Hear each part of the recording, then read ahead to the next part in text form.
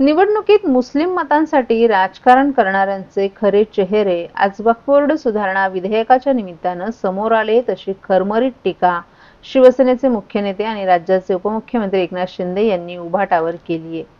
बाळासाहेबांचे विचार सोडून राहुल गांधी यांच्या सांगण्यानुसार वागणाऱ्या उभाटाची दुटप्पी भूमिका दिसल्याचंही उपमुख्यमंत्री एकनाथ शिंदे यांनी सांगितलं। राज्य सरकारच्या 100 दिवसांच्या कृती आढावा बैठकीनंतर ते पत्रकारांशी बोलत होते। उपमुख्यमंत्री एकनाथ शिंदे यांनी सोयीचं राजकारण करणारे लोक वक्फ बोर्ड विधेयकाला हिंदुत्वाशी संबंध नाही असं जेव्हा बोलतात, तेव्हा त्यांच्या भूमिकेवर संशय निर्माण होत असल्याचं सांगितलं। आता ते बाळासाहेबांचे विचार घेऊन पुढे जातात की राहुल गांधी सांगतात ते करतात, हे पाहावं लागेल असंही शिंदे यांनी सांगितलं। वक्फ बोर्ड सुधारणा विधेयकासंदर्भात शिवसेनेनं यापूर्वी स्पष्ट आणि सडेतोड भूमिका घेतली आहे। आम्ही कधीही मतांसाठी सोयीचं राजकारण केलं नाही। हिंदू हृदय सम्राट बाळासाहेब ठाकरे आणि धर्मवीर आनंद दिघे यांच्या विचारांसोबत आम्ही पुढे जात आहोत। आम्ही सत्तेसाठी विचारांशी कधीही तडजोड केली नाही असंही शिंदे यांनी सांगितलं। काही मुठभर लोकांच्या हातात वक्फ बोर्डाची मालमत्ता ठेवण्यापेक्षा गरीब मुसलमानांसाठी शाळा, रुग्णालये झाली पाहिजेत, हे विधेयक मुस्लिम समाजाच्या हिताचं असल्याचंही उपमुख्यमंत्री एकनाथ शिंदे यांनी सांगितलं। या विधेयकामुळे मुस्लिम समाजाचा सर्वांगीण विकासाचा मार्ग खुला होईल। या विधेयकाचं मुस्लिम समाजानेही स्वागत करायला हवं। या राज्यात छत्रपती शिवाजी महाराजांच्या आदर्शानं चालत असून पंतप्रधान नरेंद्र मोदी देखील छत्रपतींच्या आदर्शावर देशाचं नेतृत्व करत आहेत। इथे औरंगजेबाचं उदात्तीकरण करणाऱ्या लोकांना थारा नाही असंही उपमुख्यमंत्र्यांनी सांगितलं। महायुती सरकारनं 100 दिवसांचा कृती आराखडा तयार केलाय। 26 विभागांचा आज आढावा घेत असताना अधिकारी आणि मंत्र्यांनी ही संकल्पना गांभीर्यानं घेतल्याचं दिसून आलं। यातील 100% पूर्ण झाली असून 25% काम प्रगतीपथावर आहे। 100 दिवसात 85% काम पूर्ण होतील अशी माहिती उपमुख्यमंत्री एकनाथ शिंदे यांनी या बैठकीनंतर माध्यमांना दिली आहे। 100 दिवसातील कामांना गती मिळाली आणि संकल्पनेनुसार अधिकारी वर्गानं काम केलं। प्रत्येक विभागाची कार्यक्षमता यातून दिसली। मागील 2.5 वर्षात महायुती सरकारनं जे काम केलं त्याच वेगानं आता काम होईल। आता महाराष्ट्र थांबणार नाही, तो दुप्पट चौपट वेगाने पुढे जाणार असा विश्वासही उपमुख्यमंत्री शिंदे यांनी व्यक्त केला। वक्फ बोर्डाच्या संदर्भामध्ये शिवसेनेची भूमिका आम्ही पूर्ण स्पष्ट केलेली आहे की यामध्ये आम्ही सोयीचं कधी राजकारण करत नाही। सोयीचं राजकारण करणारे लोक याचा हिंदुत्वाशी संबंध नाही, याचा अमक्याशी संबंध नाही असं जेव्हा म्हणतात, तेव्हा त्यांच्या भूमिकेवर संशय घेण्यासारखी जागा निर्माण होते। आणि म्हणून जे आम्ही घेतो निर्णय ते खुलेआम घेतो। आणि जे बाळासाहेबांचं जे विचार आहेत, आनंद दिघे साहेबांचे विचार जे आहेत, आम्ही जो निर्णय घेतो तो खुलेआम घेतो।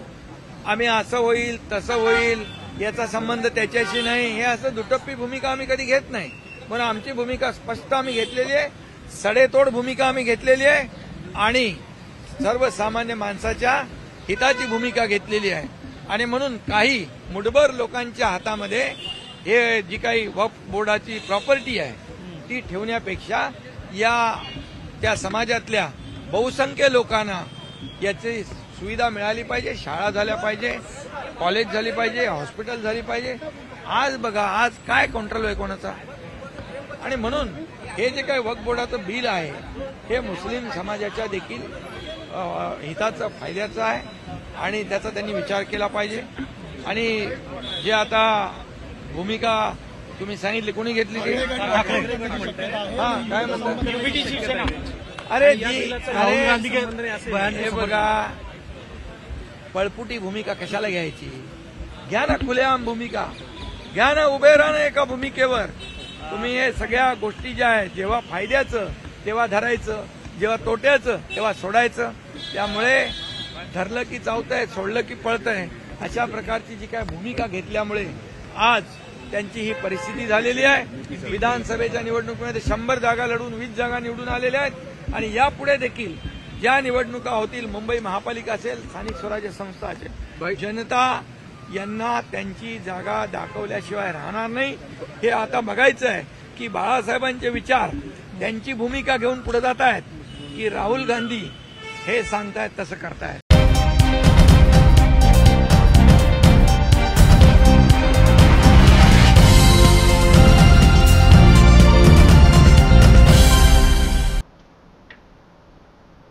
ठाणे महानगरपालिकेच्या आतकोली क्षेपणभूमी आणि परिसराचा पर्यावरणपूरक विकास होणार आहे. या परिसरात बांबूचे वन आणि मध्यभागी विविध ठिकाणी हरित बेटे तयार केली जाणार आहेत, अशी माहिती ठाणे महापालिका आयुक्त सौरभ राव यांनी दिली आहे.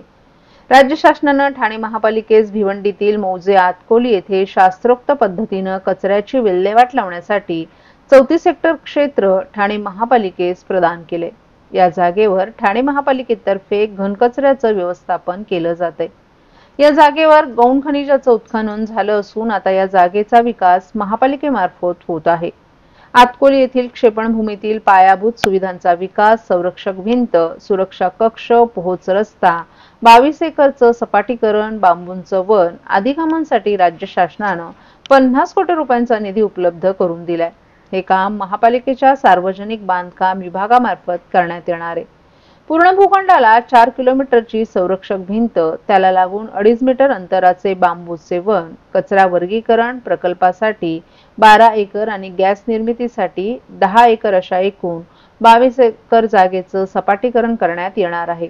त्याचसोबत साईट कार्यालय, सुरक्षा कक्ष, शौचालय, 250 मीटरची मलवाहिनी, 150 किलोमीटरचा पोहोच रस्ता आणि त्यालगत गटार ही कामं देखील करण्यात येणार आहेत. या कामाच्या दृष्टीनं क्षेपणभूमीची पाहणी काल महापालिका आयुक्त राव यांनी केली. तसंच ही सर्व कामं निश्चित कालमर्यादेत पूर्ण करावीत, असेही त्यांनी निर्देश दिले. आतकोली क्षेपणभूमीची संरक्षक भिंत, बांबूच्या वनाची निर्मिती, सपाटीकरण आदी पायाभूत सुविधांची कामं निश्चित कालमर्यादेत पूर्ण करण्याचे निर्देश आयुक्त राव यांनी महापालिकेच्या सार्वजनिक बांधकाम विभागाला दिले आहेत. तसंच क्षेपणभूमीलगतच्या परिसरात राहणाऱ्या नागरिकांना कचऱ्याची दुर्गंधी तसंच कचरा वाहतूक याचा त्रास होणार नाही याची काटेकोरपणे दक्षता घेण्याचे निर्देशही घनकचरा व्यवस्थापन विभागाला त्यांनी दिलेत. या प्रकल्पासाठी वीज पुरवठा करण्यासाठी आवश्यक वीज वाहिनीचं कामही जलद करावं, अशा सूचनाही राव यांनी दिल्या आहेत. या क्षेपणभूमीच्या पूर्ण परिघावर बांबूचं वन तयार करण्यात येणार आहे. त्याच जोडीला या पावसाळ्यात क्षेपणभूमीत ठिकठिकाणी हरित बेटे तयार करावीत, त्याचा योग्य अभ्यास करून कार्यवाही करावी, असंही पालिका आयुक्त राव यांनी स्पष्ट केले.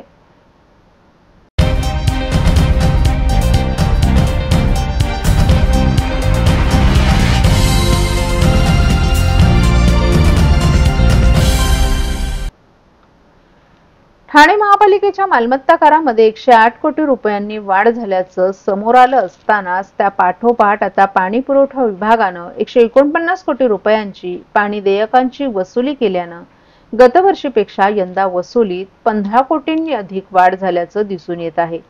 पाणी पुरवठा विभागाने केलेल्या आक्रमक पाठपुराव्यामुळे अखेरच्या दिवशी या विभागाला 7 कोटी रुपयांची वसुली करण्यात यश आले. ठाणे महापालिकेच्या सन 2024-25 या वर्षाच्या अर्थसंकल्पामध्ये पाणी पुरवठा विभागाला पाणी देयकापोटी 147 कोटी रुपये तर थकबाकीपोटी 78 कोटी रुपये असे एकूण 225 कोटी रुपये वसूल करण्याचं उद्दिष्ट देण्यात आलं होतं.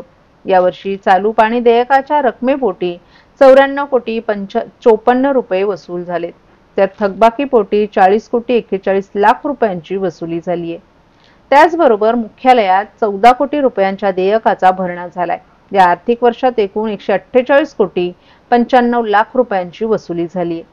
पाणी पुरवठा विभागानं अधिकाधिक वसुली करून उद्दिष्टपूर्ती करावी असे निर्देश महापालिका आयुक्त सौरभ राव यांनी दिले होते. त्यानुसार सप्टेंबर 2024 मध्ये अतिरिक्त आयुक्त संदीप माळवी यांच्या मार्गदर्शनाखाली मीटर रीडरना साप्ताहिक उद्दिष्ट निश्चित करून देण्यात आलं. तसंच बेकायदा नळ जोडण्या खंडित करण्याचे निर्देशही देण्यात आले होते. त्यानुसार पाणी पुरवठा विभागाचं मीटर रीडर, उपअभियंता, प्रभाग समितीतील कर्मचारी, सहाय्यक आयुक्त आणि परिमंडळ उपायुक्त यांनी बेकायदा नळ जोडण्या खंडित करण्याची कारवाई हाती घेतली आहे.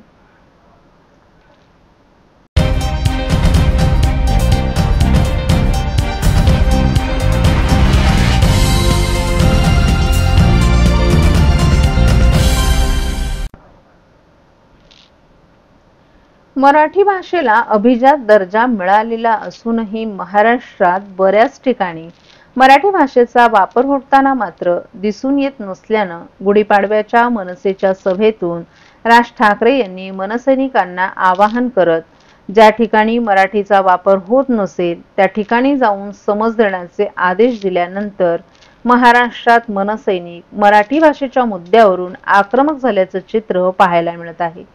एकीकडे कर्नाटक महाराष्ट्र सीमा भागात कन्नडिगांचे मराठी माणसावर होत असलेले अत्याचार पाहता महाराष्ट्रात सुरू असलेला कर्नाटक बँकेत मनसैनिक घुसत बँकेत मराठी फलक नसल्यानं चांगलेच आक्रमक झाले।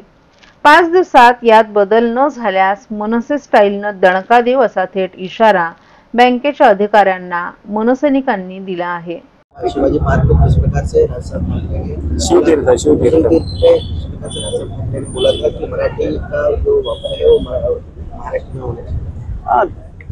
इसके लिए आज हम लोग आए थे आज कि महाराष्ट्र में मराठी बोलिए, ये बोलना हमें दुर्भाग्य लगता है, हमें समझते हैं, क्योंकि महाराष्ट्र में मराठी बोलना अनिवार्य है। सब लोग ने मराठी में बात करना चाहिए। अभी हम लोग ने देखा अंदर मराठी कुछ भी नहीं है, सब इंग्लिश और उनका वो कर्नाटक लैंग्वेज में है।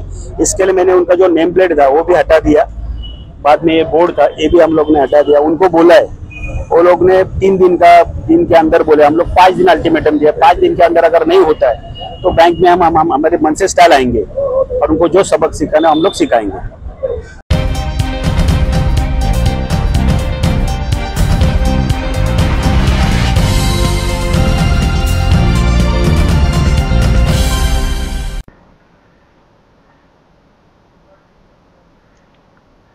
राष्ट्रीय सामाजिक सहाय्य कार्यक्रम अंतर्गत देशातील गरीब, वृद्ध, विधवा आणि दिव्यांग लोकांना मासिक पेन्शनद्वारे आर्थिक मदत प्रदान केली जाते। महागाई वाढत असून मिळणारी रक्कमही अत्यंत तुटपुंज आहे। मासिक पेन्शनमध्ये किमान 2000 रुपयांनी वाढ करावी अशी आग्रही मागणी खासदार नरेश म्हस्के यांनी संसदेत नियम 377 च्या अधिनियमाखाली सूचनेद्वारे केली आहे। राष्ट्रीय सामाजिक सहाय्य कार्यक्रम ही भारत सरकारची एक प्रमुख योजना आहे जी समाजातील गरीब आणि असुरक्षित वर्गांना आर्थिक सहाय्य प्रदान करते। वृद्ध, विधवा, अपंग आणि शोकग्रस्त कुटुंबासाठी किमान जीवनमान सुनिश्चित करणं हे एनएसएपीचं उद्दिष्ट आहे। एनएसएपीची सुरुवात 1995 मध्ये करण्यात आली होती। या योजनेअंतर्गत 200 ते 500 रुपयांपर्यंत मासिक पेन्शन दिली जाते, जी अत्यंत अपुरी असल्याचं खासदार नरेश म्हस्के यांनी सभागृहाच्या निदर्शनास आणून दिले। राष्ट्रीय सामाजिक सहाय्य कार्यक्रम रकमेतील अंतिम वाढ 2012 मध्ये झाली होती।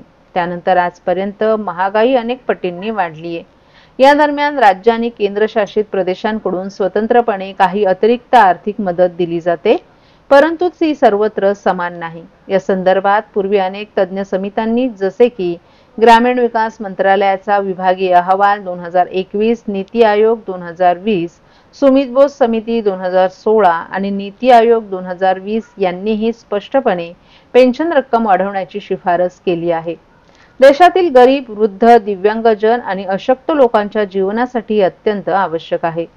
सहाय्य रक्कम किमान 2000 रुपयांनी प्रति महिना वाढवली जावी, तसंच महागाईच्या दरानुसार प्रत्येक वर्षी पेन्शन रकमेतील वाढीची व्यवस्था देखील सुनिश्चित करावी अशी सूचना खासदार नरेश म्हस्के यांनी संसदेत केली आहे।